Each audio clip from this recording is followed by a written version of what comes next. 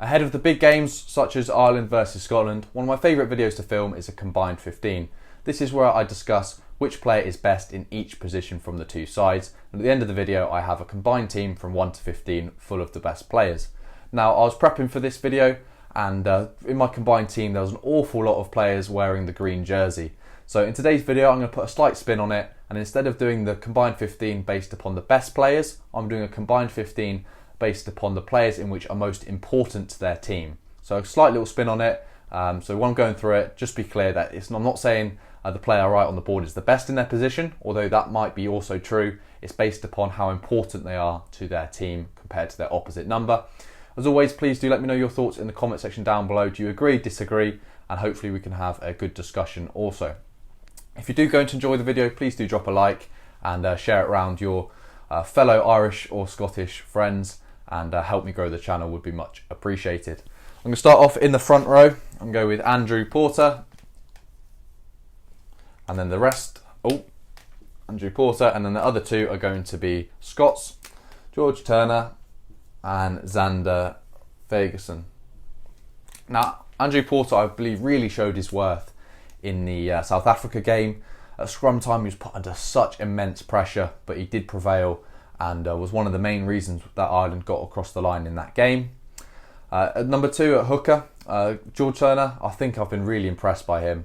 Outside of the South Africa game where he struggled a little bit, he really has been showing his worth to the Scottish team, especially at line-out time. And around the park, he's definitely that new mould of hooker. I mean, you look at Ireland, they've got Dan Sheehan, which is incredible, and Kelleher, so they've got good depth there. So if Dan Sheehan was to get injured, Kelleher steps up, and vice versa. Whereas with Scotland, I feel Ewan Ashman's a little bit behind Turner.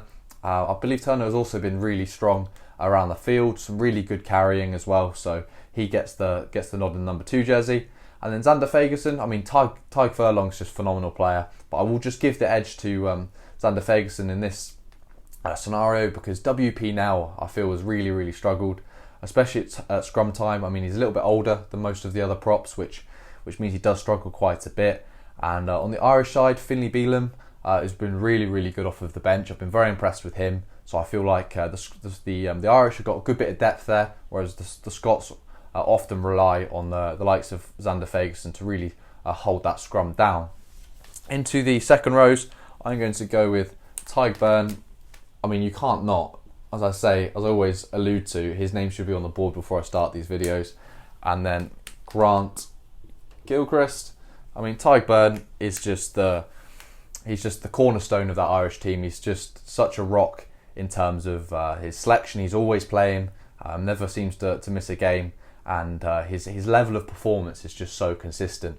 I mean, I talk about him like I'm his number 1 fan, and I should probably name the channel after him because he's in all of these videos, but he's just simply phenomenal.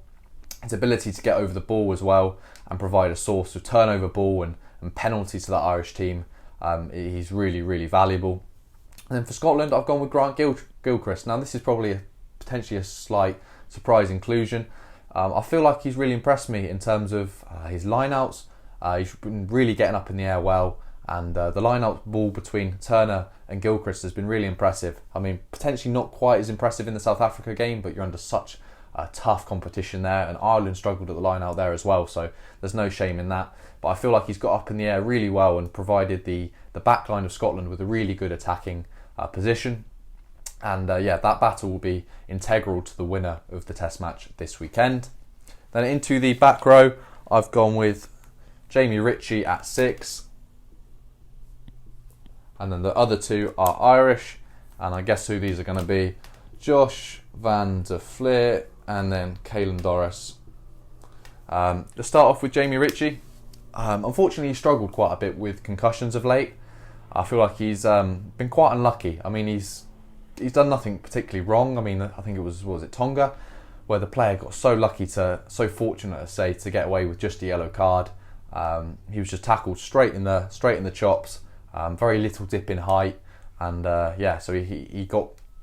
I think it's like you have I think there's 3 different HIA in which you have to pass, and he failed the first one, and then I presume he's had to pass the rest to be able to be playing this weekend. But yeah, he's been really unfortunate with concussions, So it'll be interesting to see how he gets on in this game. I mean, he's just so important to that Scottish team. He makes the team tick. You saw against Tonga when he went off, Scotland really struggled to find their feet. Whether it's his sort of emotional impact on the team, how he raises the morale and gets the players held to a certain standard, or whether it's simply his ability in the game to get over the ball, to put in some really good carries, that helps the Scottish side. Number 7, Josh van der Fleer. There's not a thing on the pitch that he doesn't do well. Everything he does, a very, very, very well rounded player. Carries well above his weight, actually. I mean, you look at the size of him, I guess, compared to a normal person, he's rather large. But if you compare him to some of the South Africans, he was very, very small, but was still putting a shift in, some really good carries and tackles, and gets over the ball well as well. Number 8, Caelan Doris. Now, I'd say he's almost one of Ireland's most... Is he the most important player? Maybe, maybe not. Maybe that's still Porter, but he's integral to the success, especially in attack. I remember a couple of the times against South Africa when Ireland were really struggling for momentum. He was the player to really bring it. Defensively as well, he's solid and he gets over the ball well. But just to put a scenario out there, if there's a line out, sort of 5 metres out from the Irish line, he's the player that puts his hand up and goes, "Yep, I'll take it." Sort of an overthrow, a purposeful overthrow from Sheehan, for example. He'll happily take that ball in his 5 metre line and carry it into a line of defence. So he always puts his hand up and is very reliable within that Irish side. And then into the back line, I'm going to go with Jameson, Gibson Park, and then Finn Russell. Now this, to start off with Russell actually, I felt this was quite a difficult decision to make because Ireland playing with Sexton and Ireland playing with Crowley or Byrne, I feel like it's a completely different team. Now, not completely different, maybe that's a bit drastic, but I do feel Sexton's so important to that side. But I do feel also for Scotland, Finn Russell's the man that can take them from a decent team to a top 5 team. I feel Scotland without Finn Russell drop to 6, 7, 8 in the world rankings. With Finn Russell, they're pushing for top 5. And Finn Russell's just the guy that makes it tick for Scotland. So I felt it was quite hard to leave him out, but that doesn't undermine how impressive and important Sexton is for the Irish success. And then at scrum half, Jameson, Gibson Park. Look, it's quite difficult to pick between the two nines here. If you look at Ireland, they've got good depth there. Conor Murray, if he starts, no one's complaining. You get a slightly quicker ball with Jameson, Gibson Park. But he does really, really well. And he's had some good continuity with Johnny Sexton, obviously playing there at club level. And they brought that really well to the international stage. If you look at Scotland, you've got Ali Price, who's, I think it's Ben White who's got most of the game time at the moment. So I wouldn't say Ali Price is integral to the Scottish success anywhere near as much as Gibson Park is. So Gibson Park gets the nod at scrum half for me. And then the centres, this is one I actually really struggled for. I've gone with Sione Tuipulotu and then Gary Ringrose. Now this is one in which I really enjoyed to hear in the comment section down below what your thoughts are, because I was literally 50-50 on this. I think Bundy Aki is so important for Ireland, right? But I was thinking, if Bundy Aki gets injured, you bring in Henshaw or you bring in Stuart McCloskey. Like, those are still maybe not world-class level. McCloskey's maybe not world-class level, but Henshaw is. So look, the strength and depth in the Irish centres is just ridiculous. Whereas Scotland, if you lose to a Tuipulotu, you bring in Cameron Redpath, who's not quite had anywhere near the level of international experience. So that's why Tuipulotu gets it for me. And then at 13, I've chosen Ringrose. Now, you could have had Hugh Jones of Scotland, but I believe Chris Harris is a really good replacement there. And I believe Gary Ringrose brings almost like a different edge to the Irish attack. I think he's really, really impressive in terms of his sort of all-round game. I mean, he doesn't kick an awful lot, but he can kick.